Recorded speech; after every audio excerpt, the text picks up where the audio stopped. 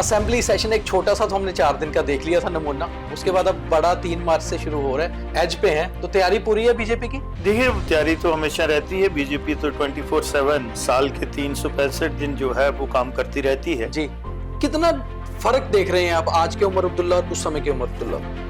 अभी तो मैं उनका रोना धोना ही सुन रहा हूँ। स्टेट इज ऑलवेज स्टेट और सरकार सरकार होती है जी। और उनकी जो कमिटमेंट्स हैं वो उनसे भाग रहे हैं। ऑपोजिशन में पहली बार जो आपका रोल देखा वो बहुत ही जुझारू विधायक का देखा। आजकल हम फॉलोअर हैं, लीडर नहीं है। Leader is to lead, not to be led. जी। जम्मू के साथ डिस्क्रिमिनेशन की बात करेगा तो कड़ा विरोध होगा। तो वो तो विरोध तो होना चाहिए जी। और वो कश्मीर सेंट्रिक पार्टी जो थी वो जम्मू के साथ नाइंसाफी करती थी। पार्टी की तरफ से क्या निर्देश हैं कि अंदर किस तरह से इस बार बीजेपी का क्या रोल रहने वाला है? भारतीय जनता पार्टी की डे 1 से ये कमिटमेंट है कि हम कंस्ट्रक्टिव अपोजिशन करेंगे, डिस्ट्रक्टिव नहीं। एज ए स्पीकर जो पिछली असेंबली रही उसमें कहीं लगा कि बाइस्ड है वो एक तरफ? एज ए स्पीकर कम था, वो ऐसे लगता था कि वो किसी एक पार्टी को। और आप कांग्रेस का अलायंस कैसे देख रहे हैं आप उमर अब्दुल्ला साहब के साथ? नहीं, अलायंस कहीं नजर आ रहा है आपको क्या? वही तो मुझे नहीं लगता है कि कांग्रेस को कोई आज पूरे देश में अब कोई सीरियसली ले रहे हैं। अभी तो जमीन पे कोई काम नजर नहीं आ रहा। रोज एक बात रटी रटाई है, स्टेट दे दो फिर करेंगे, स्टेट दे दो फिर करेंगे। अरे भैया, अगर ये बात थी तो आप लोगों ने इलेक्शन ही क्यों लड़ी? सेक्रेटरीट से बैठ के सरकारें नहीं चलती। बिल्कुल सही सर, वो ही मिसिंग था। सर, हमारे कार्यक्रम का नाम है स्ट्रेट ड्राइव और मुझे लगता है जितने मैंने अभी तक इंटरव्यू किए उसमें से पहले आप शायद ऐसे पॉलिटिशियन हैं जो वैसे ही बड़ा स्ट्रेट खेलते हैं कि इधर उधर की बात आप कम करते हैं और सीधी बातें ज्यादा करते हैं। मुझे लगता है हमारे कार्यक्रम के हिसाब से वो आपके साथ ज्यादा सही रहने वाला है। तो सर, असेंबली सेशन एक छोटा सा तो हमने 4 दिन का देख लिया था नमूना, उसके बाद अब बड़ा 3 मार्च से शुरू हो रहा है और अब तो समझ लीजिए बिल्कुल एज पे है, तो तैयारी पूरी है बीजेपी की? देखिए, तैयारी तो हमेशा रहती है। बीजेपी तो 24/7 और साल के 365 दिन जो है वो काम करती रहती है जी। और अब मुझे लगता है कि 4 महीने से ऊपर इस सरकार को भी हो गए हैं और हमें भी विधायक बने हुए अगर आप देखेंगे तो 8 अक्टूबर से लेके आज तक तो लोगों की रोजमर्रा की जो मुश्किलातें हैं, सरकार की जो कमिटमेंट्स हैं और डे टू डे जो इशू हैं लोगों के, तो मुझे लगता है कि वो तैयारी तो हमेशा एक पॉलिटिकल जो आदमी है और खासकर विधायक तो हमेशा तैयारी रहता है। आप जब से विधानसभा में हैं, शुरू से हम आपको देख रहे हैं करीबन 2002 से। पहले आप जब विधायक थे तो आप तब भी सरकार का हिस्सा थे, फिर आप जब विधायक जीते तो मंत्री बन गए, फिर भी सरकार में थे। इस बार जब आप विधायक बने तो ऑपोजिशन में थे, मगर ऑपोजिशन में पहली बार जो आपका रोल देखा वो बहुत ही जुझारू विधायक का देखा। आपने अंदर भी बहुत जबरदस्त तरीके से विरोध किया जो रेजोल्यूशंस लाए गए पीडीपी के विधायक की तरफ से। लगता है कि इस बार भी कुछ ऐसा होने की उम्मीद लग रही है कि कुछ कश्मीर की तरफ से कुछ ऐसा आएगा और बीजेपी इस बार भी कुछ जबरदस्त विरोध होने वाला है असेंबली में? देखिए, चाहे मैं ट्रेजरी बेंचेस पे रहा हूँ जी, चाहे आज अपोजिशन में हूँ, तो मैं हमेशा कहता हूँ कि जो लीडर है जी, आजकल हम फॉलोअर हैं, लीडर नहीं है। Leader is to lead, not to be led. जी। और मुझे लगता है कि उसको ये डिसाइड करना चाहिए कि उसका कोर्स क्या है, उसकी विचारधारा क्या है, जी। उसकी सोच क्या है। तो आपने देखा होगा कि मैं जब ट्रेजरी बेंचेस पे भी था तो वहां भी अपोजिशन का भी रोल करता था। बिल्कुल। जब बहुत बार आप सवाल उठाते थे। इवन एज ए मिनिस्टर जी। ये भी पहली बार हुआ है कि एज ए मिनिस्टर मैंने अपनी ही सरकार का बिजनेस स्टॉल किया है। जब कश्मीरी हिंदू प्रॉपर्टी बिल आया था मंदिरों का जी। तो मैं उस समय मिनिस्टर था, कैबिनेट मिनिस्टर था। बिल्कुल। लेकिन वो मुझे अच्छा नहीं लगा कि हिंदू इज हिंदू। अगर आप तो असेंबली कवर ही करते थे जी। इसी तरीके से जब विधायक भी होता था और कई बार तो मैंने on the floor of the house leader of the house जो उस समय चीफ मिनिस्टर थे और मैं मंत्री था तो मैं ये भी कहता था कि यू आर अंडर ओथ और ये बातें जो है आपको नहीं कहने चाहिए, चाहे अफजल गुरु को साहब कहना या बाकी चीजें। तो मुझे लगता है कि जो आपको गलत लगे, जो कहीं ना कहीं जो मेरी मुल्क की देश की एकता और अखंडता के लिए और जहां हमारे लोगों के साथ जहां डिस्क्रिमिनेशन हो रही हो, आप विधायक हो, एमएलए हो, जहां पॉलिटिकल कार्यकर्ता हो, जी। तो मुझे लगता है कि इन इशू को अगर अप्रोप्रिएट टाइम पे आप एड्रेस नहीं करोगे और कुछ चीजों के आपको ऑफेंसिव होना पड़ता है, कुछ चीजों पे आपको डिफेंड करना पड़ता है, तो ये सारी चीजें जो है सिचुएशन को देख के होती हैं। तो मैं तो अपना रोल जो है, मैंने कहा कि देश की एकता और अखंडता, हमारी जो आध्यात्मिक चीजें हैं, कोई ऐसी बात पे कोई बात करेगा, जम्मू के साथ डिस्क्रिमिनेशन की बात करेगा, तो कड़ा विरोध होगा। तो वो तो विरोध तो होना चाहिए जी। क्योंकि यहां रूल ऑफ लॉ की सेंस भी होनी चाहिए और डिस्पैरिटी नहीं होनी चाहिए।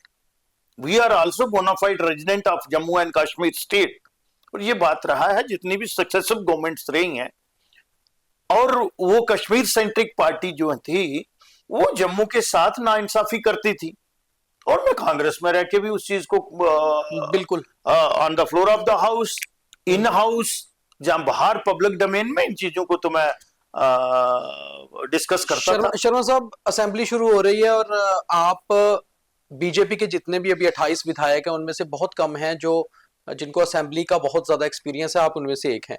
पार्टी की तरफ से क्या निर्देश हैं कि अंदर किस तरह से इस बार बीजेपी का क्या रोल रहने वाला है? नहीं, ये तो डे टू डे स्ट्रेटेजी होती है। ये बजट सेशन है, सबसे पहले तो हमें बजट की तैयारी करके जाना है जी। और जो बिजनेस कंडक्ट रूल्स है, एक सेट प्रोसीजर है ना, एक फ्रेमवर्क है। अब नए रूल्स आ गए हैं, अब नए रूल्स के हिसाब से तो मुझे लगता है कि किसी भी एक विधायक को पहले जो हमारी रूल बुक है, ठीक है, जो बिजनेस प्रोसीजर का कंडक्ट है, उसको स्टडी करने की जरूरत है, और उसके बाद उसको अपनी कंस्टिट्यूएंसी को एड्रेस करना है। और फिर बड़ी कंस्टिट्यूएंसी है, स्टेट की बात है या राष्ट्र की बात आती है, तो ये सारे इशू जो है, कोई ये नहीं आप कह सकते कि स्ट्रेटेजी बना के जी कोई इन एडवांस हो जाता है, जिस तरह एक बैट्समैन को हर बॉल को देख के प्ले करना होता है, पर फिर भी या हर बॉलर को जो है टीम की स्ट्रेटेजी तो रहती है जीतने से। टीम की हमारी स्ट्रेटेजी ये है कि हमारी कलेक्टिव एफर्ट होती है, और हम कंस्ट्रक्टिव, भारतीय जनता पार्टी की डे वन से ये कमिटमेंट है कि हम कंस्ट्रक्टिव अपोजिशन करेंगे, डिस्ट्रक्टिव नहीं। उमर अब्दुल्ला सरकार को कैसे देखते हैं आप? करीबन 4 महीने तो हो गए हैं बने हुए। अभी तो मैं उनका रोना धोना ही सुन रहा हूं। स्टेट इज ऑलवेज स्टेट, और सरकार सरकार होती है जी। एक डिपार्टमेंट जो है वो पुलिस का जो है वो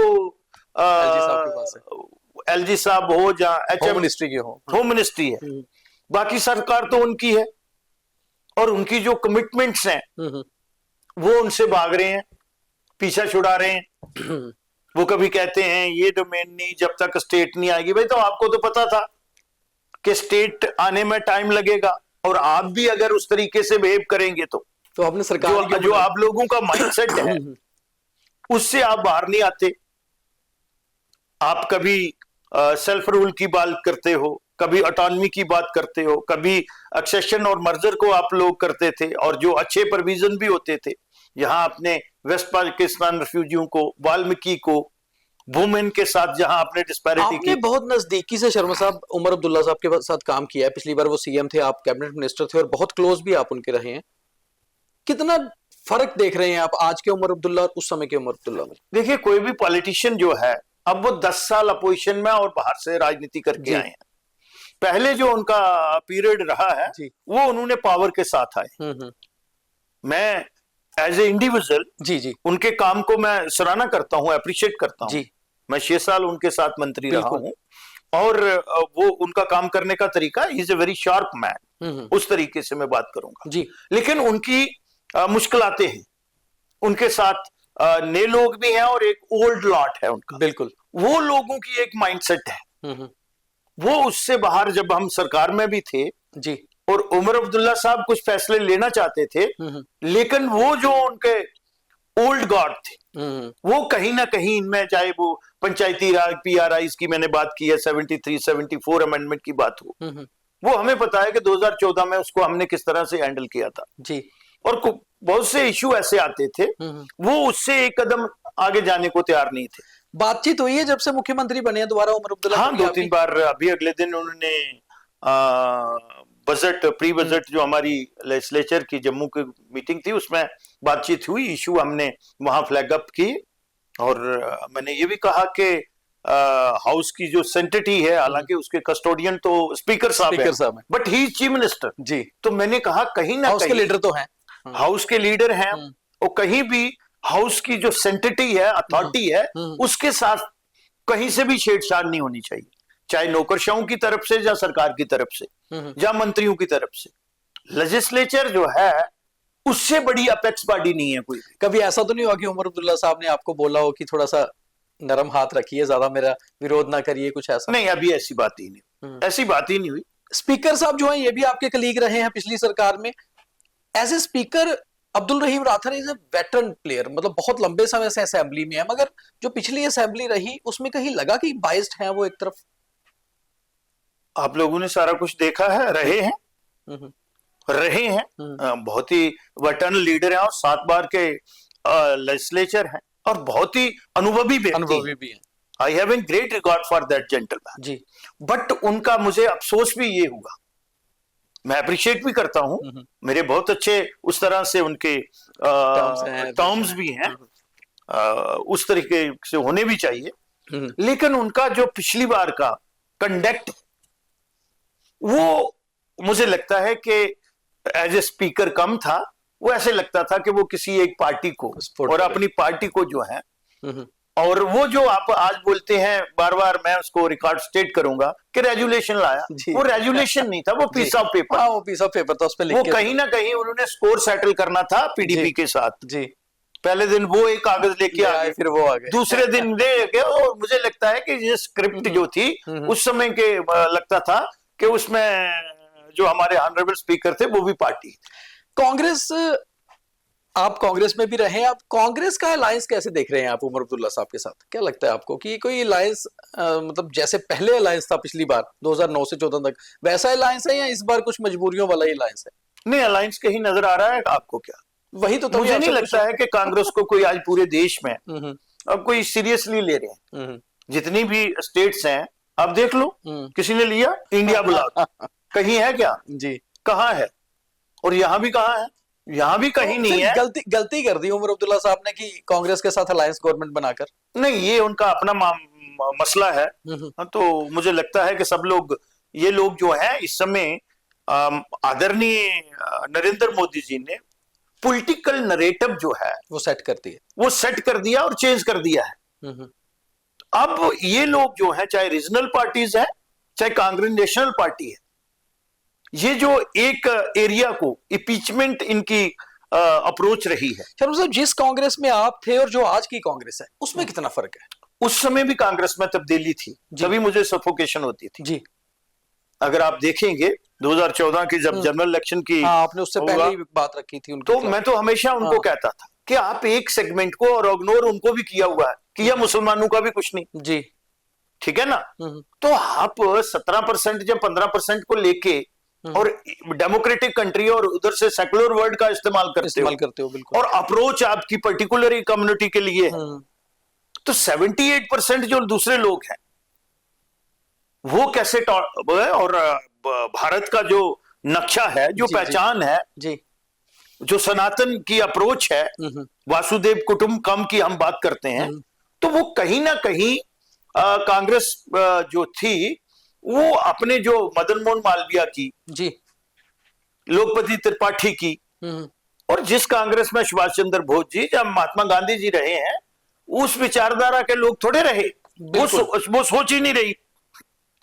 और ये टर्निंग पॉइंट सबसे ज्यादा आया जब 1986 में शाहबानो केस के लिए जी अमेंडमेंट इन्होंने लाई, तो ये कांग्रेस ने अपनी विचारधारा के साथ समझौता किया। बदली तो बीजेपी भी है। आप देखिए, जो अटल बिहारी वाजपेयी जी और अडवाणी जी की बीजेपी थी, वो आज नरेंद्र मोदी जी की, अमित शाह जी की बीजेपी नहीं है। आपने यही बीजेपी ज्वाइन की। बीजेपी में आप कैसा फील करते हैं? आपको अब करीबन 6 साल हो गए बीजेपी में आए हुए, क्या फील होता है आपको कि फ्री हैंड है काम करने का कुछ अपने तरीके से, या फिर एक बहुत ही ज्यादा डिसिप्लिन है कि आप पूछे बिना कुछ नहीं कर सकते?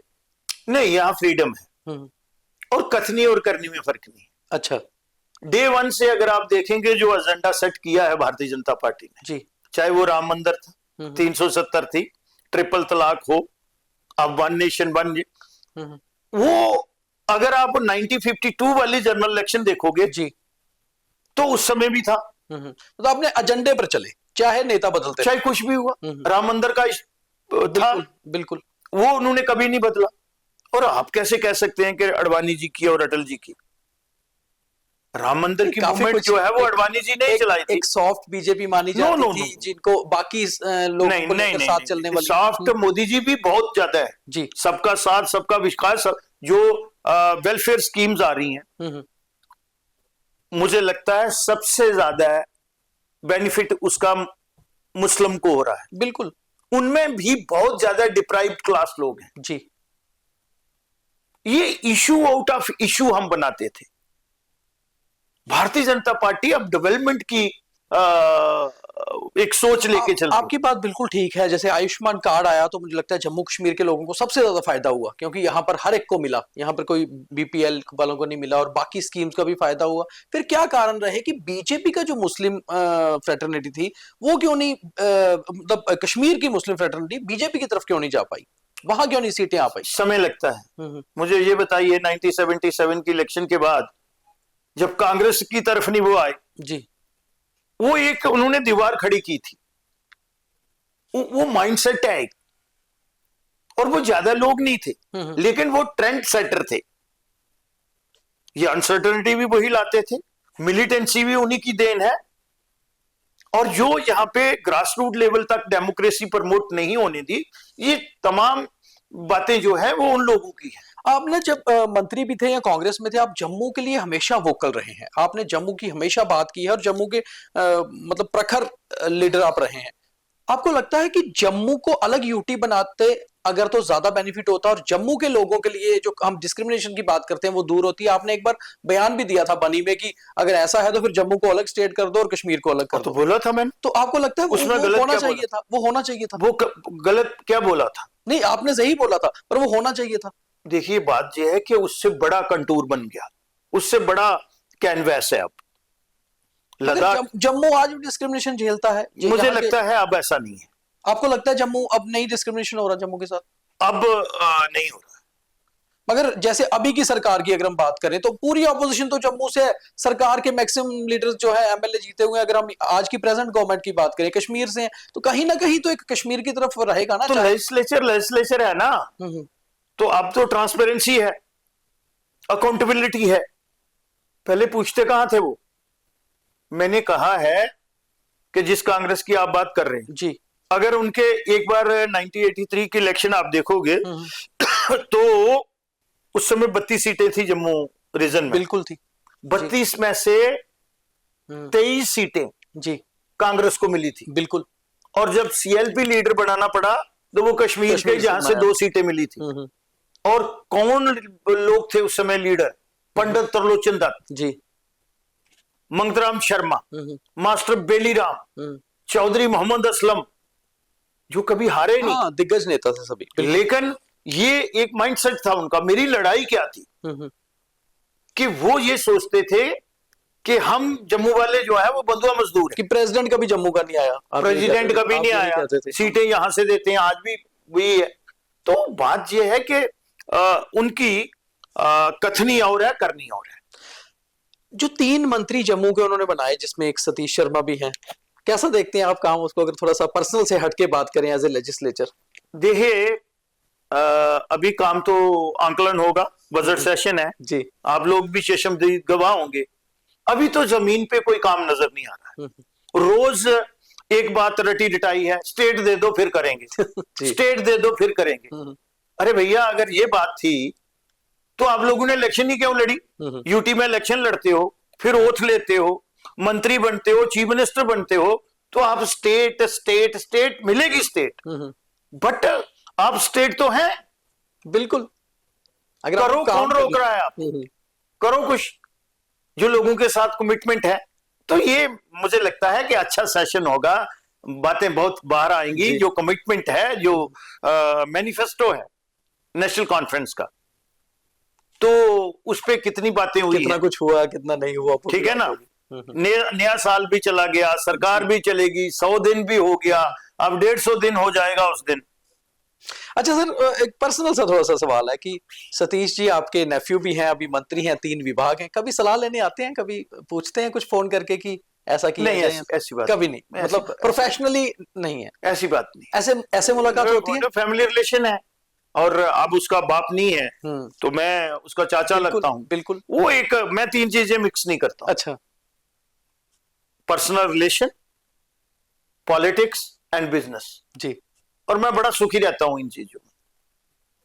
तो वो उसकी अपनी सोच है, उसकी अपनी राजनीति है, मेरी अपनी क्योंकि राजनीति। इतना हमें याद है जब आप मंत्री बने थे तो आप बहुत बार स्वर्गीय मदन लाल शर्मा जी से सलाह लेते थे, कई बार वो खुद भी कहते थे कि मैं उनको यहाँ टोकता हूँ, ये रोकता हूँ, चाहे आप एक ही पार्टी में थे, तो वैसा कुछ अब नहीं है। नहीं, ऐसा नहीं। अच्छा सर, स्टेटहुड की अगर बात थोड़ा सा वापस आते हैं कि स्टेटहुड आपको लगता है कि सही समय है स्टेटहुड वापस आनी चाहिए अभी, या आपको लगता है अभी बहुत कुछ करना है उसके बाद स्टेटहुड? उसके लिए कंडक्टिव एटमॉस्फेयर होना चाहिए। वो नहीं है अभी। अभी अभी आप देख ही रहे हैं, हम्म। इनको एक दिन मिला और एक दिन में इन्होंने कुछ चीजें तो जो खुद कर रहे हैं ना, बैल मुझे मार। जी। अरे वो पीसा पेपर लाने की जरूरत क्या थी? वो हिंदुस्तान की पार्लियामेंट ने जी। अगर रस्टोर भी, मैं कहता हूं कि चलो हम्म। भाई आपकी कहां है मेंबर पार्लियामेंट, और फिर उसके बाद फुल बेंच बिल्कुल। सुप्रीम कोर्ट का, वो वंस फॉर आए, वो इशू जो है वंस फॉर ऑल खत्म हो चुका, खत्म हो गया। वो रहा नहीं। बिल्कुल। अब हम यहाँ की जो रोजमर्रा की बेरोजगारी है, पीने का पानी है, जी। पावर का क्राइसिस है, बाकी चीजें, कनेक्टिविटी है, हॉस्पिटल कैसे होने चाहिए, एजुकेशन का इंफ्रास्ट्रक्चर हमारा कैसा होना चाहिए, अपना रेवेन्यू सीट किस तरह से बढ़ाएं। हम टोटली डिपेंडेंट हैं गवर्नमेंट ऑफ इंडिया पे, अपना रेवेन्यू सीट हमारा क्या है, इस तरफ हमें चलना चाहिए। तो भैया 100 काम है करने को। मतलब आपको अभी लगता है कि अभी सही समय नहीं है, अभी समय देना चाहिए, और इसी तरह से नहीं, मैं कहता हूं ना, ये अपने थोड़ी सोच और अप्रोच में तब्दीली लाए। मगर अप्रोच में तो लग रहा है जैसे अब उमर अब्दुल्ला साहब कांग्रेस के खिलाफ और प्रधानमंत्री जी की तारीफ, सरकार की तारीफ, इवन प्राइम मिनिस्टर जी ने उन्हें एक एम्बेसडर भी बना दिया कि फिटनेस को लेकर भी, तो नजदीकियां बढ़ रही हैं मुझे लग रहा है। नहीं, मैं कहता हूं कि हम कभी कभी ये सारी चीजें मिक्स कर देते हैं। जी। ऐसा नहीं होता। वो मैंने कहा है अलग अलग है। अगर वो अप्रिशिएट करते हैं तो हिंदुस्तान के प्राइम मिनिस्टर की करते हैं, अगर प्राइम मिनिस्टर शाबाशी देते हैं तो एक चीफ मिनिस्टर, वो चीफ मिनिस्टर को एक देते हैं। ये कॉर्डियल रिलेशन होने चाहिए हमें। हमको हिंदुस्तान पाकिस्तान थोड़े हैं, और इतनी बड़ी डेमोक्रेसी की। अगर कांग्रेस से एनसी अलग हो जाती है तो एक समय में बीजेपी के साथ अलायंस हो सकता है इसी सरकार में भी अगले 5 सालों में? नहीं, आपको लग रहा है कोई चांस नहीं है? किसके साथ? एनसी बीजेपी अलायंस बन सकता है जम्मू कश्मीर में? अभी मुझे लगता है मैं इसके बारे में कुछ नहीं कह सकता। नहीं, मान लीजिए कांग्रेस अलग हो जाती है एनसी से, तो बीजेपी उसके साथ आ सकती है? नहीं, ये सारी चीजें जो है बड़ी, मुझे लगता नहीं है कि कोई इनमें कोई दमखम है। क्योंकि पीछे बहुत बार ये बात चल रही थी कि अगर बीजेपी की अपनी सरकार बन जाती तो शायद स्टेटहुड आ गया होता, तो ऐसा भी क्या कुछ लगता है कि सरकार एनसी की बनी इसलिए नहीं दे रहे? ऐसा तो नहीं? उसके लिए परफॉर्म करना पड़ेगा ना हमें। जी। और अपनी सोच में और तब्दीली लानी पड़ेगी, रिजल्ट ओरिएंटेड होना पड़ेगा। और एक ट्रस्ट डेफिसिट जो है, जी, वो ट्रस्ट डेफिसिट जो है अगर बिल्कुल खत्म नहीं हो सकता, लेकिन वो जो डिस्टेंस है वो तो क्लोज हो सकती है ना। जी, मुझे आप पे विश्वास बनाना पड़ेगा। बिल्कुल। हिंदुस्तान ने इतना इन्वेस्ट किया, कोई भी सरकार रही, तो फिर ये क्यों नहीं है? अगर 52 का लें, 64 का लें, 74 और 75 का लें, 1986 का फरूक अब्दुल्ला रजीब का कार्ड ले, तो जब आप धोखे पे दो पा जब बट्रे करते हैं तो वो ऐसी बातें थोड़े चलेंगी। ये तो नहीं चलेगा। खाना हिंदुस्तान का है और गुण गाने हैं पाकिस्तान के, ये तो कहीं किसी में है।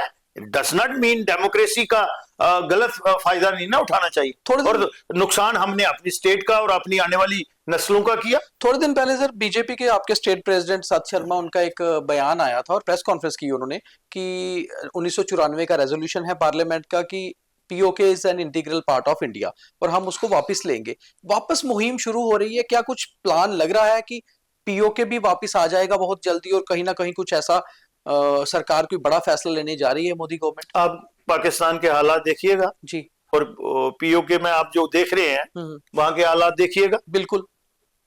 तो ऐसे वहां में क्या हाल है, कुछ चल रहा वहां है? के लोग आना चाहते हैं, वो खुद ही आते हैं। और हमारे एक बहुत बड़े कद के लीडर आदरणीय यहाँ पे आए थे पिछले साल जी, हमारे डिफेंस मिनिस्टर, रक्षा मंत्री राजनाथ सिंह जी, उन्होंने कहा था बिल्कुल वो लोग खुद आना चाहते हैं और खुद आ जाएगा। तो मैं उनकी बात पे ही खड़ा हूं।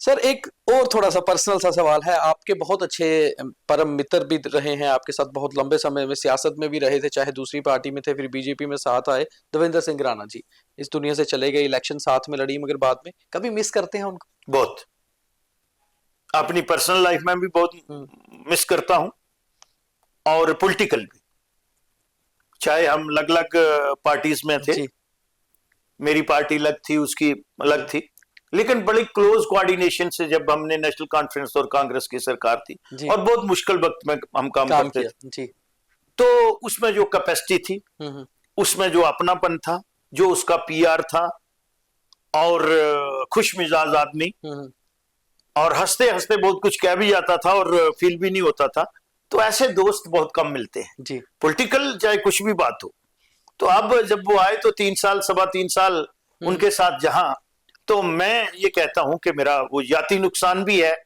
और सियासी तो एक बहुत बड़ा खला जम्मू कश्मीर में, बड़ा टॉल लीडर, बहुत visionary and very accommodating nature का व्यक्ति था वो। आपके बहुत ज्यादा पॉलिटिकल पार्टीज में दोस्ती आपकी अच्छी है, क्लोज दोस्त कौन है आपके ज्यादा? देखिए एक तो यही थे जी, एक तो यही राणा साहब, हाँ, और ज्यादा नहीं है, लेकिन एक जिनको कहते हैं कि वर्किंग रिलेशन, लेकिन मेरा ये रहता है कि मैं पर्सनलाइज नहीं करता हूँ। अच्छा। और जब करता हूं तो फिर टूथ एंड नेल करता हूं जी, वो आपने भी देखा होगा जी जी जी, और वहां करता हूं, ये गलत लोग हैं जी, उनको विफिटिंग रिप्लाई मिलना भी चाहिए और टू द पॉइंट एंड मुंह पे सामने पे, जैसे आपने कहा कि मेरे प्रोग्राम का ये है, तो we should be very straight जी, स्ट्रेट ड्राइव तो भी सर। तो वो सीधा होना चाहिए। तो वो एक वर्किंग रिलेशन होते हैं और कभी कभी सब लोगों के साथ आपकी वो पॉलिटिकल वेव एंड लेंथ नहीं मिलती है, अपनी अपनी सोचने का एक नजरिया होता है। कुछ लोग बड़ी खुली राजनीति करते हैं, कुछ लोग बड़ी संकरी राजनीति करते हैं और कुछ लोग तो ये है कि वो अपने साइज से भी डरते हैं। चलो साहब, आपने पॉलिटिक्स को ना एक समझ लो जैसे पढ़ाई या पीएचडी की तरह, शुरू से जब से हमने आपको देखा, हमने अपने मीडिया करियर में आ रहे थे नए नए और आप सियासत में आए, आपने हर साल अपने आप को पॉलिश करके कुछ ना कुछ परिपक्वता लाते लाते आगे आए। ऐसी पॉलिटिक्स जम्मू में जो आज के युवा पॉलिटिशियंस हैं, जो नए फर्स्ट टाइम एमएलए जीते हैं, इतनी परिपक्वता, सीखना, पढ़ना की कमी जम्मू में है आपको लगता है? क्योंकि हम हमेशा कहते हैं कि जम्मू इसलिए पीछे है कि यहाँ के पॉलिटिकल लीडर्स जो हैं वो इतना पढ़ते नहीं, जानते नहीं। मैं कोई कमी पूरी हुई है? मैं आपसे डेफर करूंगा, ऐसी बात नहीं है। वो कभी कहते हैं घर का जोगी जोगड़ा और बाहर का जोगी सिद्ध। हमें इन्फ्लुएंस करके रखा था वैली वालों ने, बड़े अच्छे टॉल लीडर रहे हैं जी, आज भी हैं। और जो जंग हमारा लौट आया है, मैं ऐसे नहीं यहाँ कह रहा हूं, बहुत अच्छे हमारे विधायक चुन के आए हैं जी, उम्र में हमसे छोटे हैं, तजर्बा जो है वो आपको एक्सपीरियंस जो है वो समय के साथ आता है, but they are very sharp, they are very sharp. और मैं हमेशा अपने, जब भी हमारी लेजिस्लेचर पार्टी की मीटिंग होती है, पार्टी के जो हमारा शेष नेतृत्व है, उनको कहता हूं जो मेरा तजर्बा है, मैं कहता हूं कि ये हमारे जो विधायक हैं वो परिपक्व हैं और खासकर उनमें जो बिलोंगिंगनेस है, जो कंसर्न वो शो करते हैं और उनमें सीखने की ललक है जी। जब ये पैशन हो कि मुझे सीखना है, तो मुझे लगता है कोई भी काम मुश्किल नहीं है। और अच्छा लॉट हमारे में, और अच्छे पढ़े लिखे और पॉलिटिकली सोच रखने वाले आज मेरे साथी हैं मेरे साथ। सर आखिरी सवाल है, अखनूर आपकी विधानसभा रही, 2 बार विधायक बने, अब जम्मू नॉर्थ नई विधानसभा, कितना फर्क है मुद्दों को लेकर भी? इश्यूज कैसे हैं काम करने में, कितना बदलाव? देखिए बदलाव ज्यादा नहीं होता है, बट कुछ चीजें मैं कह देना चाहता हूं जी। कि मैं ये सोचता था कि अखनूर बड़ी, जब मैं वहां पे विधायक बना, जी कि वहां बड़ी पॉवर्टी है, कनेक्टिविटी, और था भी 80%, तो उस समय अनकनेक्टेड एरिया था, एजुकेशन की फैसिलिटी नहीं थी, एक हाई सेकेंडरी स्कूल होता था, तो वो हेल्थ की फैसिलिटी नहीं थी। लेकिन ये कॉन्स्टिट्यूएंसी जो है ना, ये तो मुझे लगता है सबसे अंडर डेवलप है। अच्छा, सिटी होते हुए भी, सिटी होते हुए भी बहुत अर्बन एरिया। और इतनी और सबसे बड़ी इस यहाँ समस्या क्या है जी कि यहाँ migrated population is more than 7 to 10 time. बिल्कुल। और जो हमें एलोकेशन मिलती है जी वो मिलती है हमें अपनी पॉपुलेशन पर और एरिया के लिहाज से। जी। अब मेरी पॉपुलेशन होगी 2.5 लाख और माइग्रेटेड होगी 10 लाख, और वो वोटर्स भी नहीं है कई सारे, वो वोट वही उनकी रह पॉपुलेशन रहे नहीं है ना, वोट कहीं और है एलोकेशन की। बट जो हमारे रिसोर्स हैं जी वो कम है, चाहे वो पीने का पानी है, बिजली है, वो इंफ्रास्ट्रक्चर उस तरह से डेवलप नहीं हुआ। और आप बिलीव करेंगे कि आज भी शहर में कंस्टिट्यूएंसी होते हुए ऑफिशियली मेरे डिपार्टमेंट के लोग पीएचई के मानते हैं कि 8 दिन के बाद सप्लाई जाती है। अच्छा, कौन सी ऐसी कॉन्स्टिट्यूएंसी होगी 8 दिन के बाद लोगों को पीने का पानी मिले? और फिर मोर ओवर ये है, ये ग्रामीण क्षेत्र जो है ये शहरी क्षेत्र में कन्वर्ट हो रहा है। बिल्कुल, क्योंकि एक्सपेंड किया हमने म्युनिसिपल कारपोरेशन की। बिल्कुल। तो उसके लिए पैसा भी इतना चाहिए, बट हमारे रिसोर्स वेरी लिमिटेड, और अगर आते भी हैं तो उनका यूडिशियस यूज नहीं होता। तो ये सारी चीजें जो है, अब मैंने एक कॉम्प्रहेंसिव प्लान बनाया है जी, और ऑफिसर्स को भी ये कह दिया है कि हम अड़ाक अप्रोच से नहीं चलेंगे जी। हमारा जो इंफ्रास्ट्रक्चर डेवलप हो वो क्वालिटी वर्क हो। अगर हॉस्पिटल है, एक ही सब डिस्ट्रिक्ट हॉस्पिटल है इसमें जी, तो उसमें भी जब मैंने देखा तो पिछले 2 साल से कोई सर्जरी नहीं हो रही थी। अच्छा, डॉक्टर इन प्लेस हैं लेकिन कहते हैं जी थिएटर तैयार नहीं है। दोनों विभाग ऐसे हैं, हेल्थ और पीएचई, जिसमें आप मंत्री रहे हैं, आपको अंदर की बातें पता। मुझे पता, मैं सोशल ऑडिटिंग करता था जी। मैंने कहा कि मेरे टाइम में जो ओपीडी थी अब 4 से 5 टाइम लेस कैसे होगी, बढ़नी चाहिए थी। बढ़नी चाहिए, बिल्कुल। अब उनके पास एक्सक्यूज ये थे, हमारे पास लेप्रोस्कोपिक मशीन नहीं है, हमारे पास ये नहीं है। पीएचई वालों के पास भी यही होता है। मैं कह नथिंग डूइंग, और मैं ये कह सकता हूं बड़े बसूख के साथ जी कि वर्क कल्चर में कमी आई है। पर वो क्यों? इंफ्रास्ट्रक्चर हमारे पास है आज पीने के पानी का। वर्क कल्चर में कमी क्यों? मतलब ये तो बढ़नी चाहिए थी। मुझे लगता है कि वो एक वाइटल कंपोनेंट जो था पब्लिक रिप्रेजेंटेटिव का, जो बीच में लेजिस्लेचर जो थी, वो मिसिंग पार्ट था। तो अकाउंटेबिलिटी नहीं थी। सरकार को और नौकरशाहों को अकाउंटेबल बनाता है लेजिस्लेटर। हालांकि डीडीसी थे, उनके साथ भी अथॉरिटी शेयर नहीं की। और एक एडमिनिस्ट्रेटिव सेक्रेटरी या एक लेफ्टिनेंट गवर्नर, ये बड़ी स्कैटर्ड। तो 5 साल में आप ला पाएंगे अपनी कॉन्स्टिट्यूंसी को वापस एक लेवल पर? मुझे लगता है 5 साल बहुत सफिशिएंट टाइम होता है। चलिए सर, उम्मीद करते हैं कि शायद बीच में बीजेपी की सरकार बन जाए और आप मंत्री भी बन जाएं तो ज्यादा अच्छे। नहीं, मुझे लगता है एज ए लेजिस्लेटर आप ज्यादा काम कर सकते हैं। जब फ्री हैंड होता है और आपने चौकीदारी करनी है और पैसे गवर्नमेंट ऑफ इंडिया हमें देगी और हम सब लोग जो है उसका जो उपयोग है वो सही ढंग से करवाएंगे। एज ए जो हमारा देखो ड्यूटी डिफाइन होती है लेजिस्लेटर की, policy, planning, programming and monitoring जी। वो मॉनिटरिंग पार्ट भी था और प्लानिंग भी लैग बिल्कुल थी। सेक्रेटरीट से बैठ के सरकारें नहीं चलती। बिल्कुल सही सर, वही मिसिंग था। बहुत धन्यवाद सर, बहुत सही से हर जवाब दिया। तो यही बीजेपी के वाइस प्रेसिडेंट, जम्मू नॉर्थ के विधायक और फॉर्मर मिनिस्टर श्यामलाल शर्मा जी हमेशा से सीधी बात करते हैं और स्ट्रेट ड्राइव में आज भी सीधा ही खेले और साफ तौर पे ये कहा कि जम्मू कश्मीर सरकार के पास पावर तो पूरी है, अब ये देखना होगा कि मंशा कितनी है काम करने की। और असेंबली में तो सारा कुछ साफ करेंगे, दूध का दूध, पानी का पानी होगा। और जम्मू कश्मीर में फिलहाल अभी बीजेपी का कोई इरादा नहीं है सरकार बनाने का, क्योंकि अभी नंबर वैसे नहीं है, मगर काम करने का इरादा है। तो ये देखना होगा कि अब बीजेपी किस तरह से आगे अग्रेसिव होकर लोगों के लिए काम करती है, मगर हर बात का बिल्कुल नबातुल्ला सीधा जवाब दिया है। बहुत धन्यवाद।